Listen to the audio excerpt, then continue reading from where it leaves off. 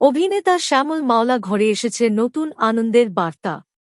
আজ রোববার সকাল 11:30টার দিকে রাজধানীর একটি হাসপাতালে কন্যা সন্তানের বাবা হয়েছেন তিনি।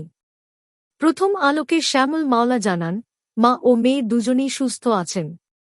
এরই মধ্যে তিনি ফেসবুকে মেয়ের সঙ্গে তোলা একটি ছবি পোস্ট করেছেন আর জানিয়েছেন মেয়ের নাম শানাভ মাওলা। 2020 সালের 10 অক্টোবর অভিনেত্রী ও ফ্যাশন ডিজাইনার মাহা শিকদারকে বিয়ে করেন শ্যামল মাওলা। এর আগে তিনি মঞ্চ, টিভি, নাটক, ওটিটি ও চলচ্চিত্র সব মাধ্যমেই নিজের অভিনয় দক্ষতার ছাপ রেখেছেন। 2018 সালে সৈয়দ আহমেদ শাওকির ক্যাশ দিয়ে ওটিটিতে যাত্রা শুরু করেন।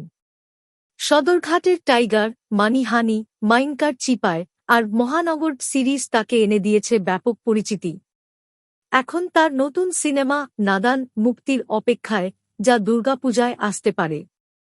পরিবারে নতুন অতিথির আগমনে শ্যামল মাওলার ভক্ত ও সহকর্মীরা শুভেচ্ছায় ভরিয়ে দিচ্ছেন তাকে।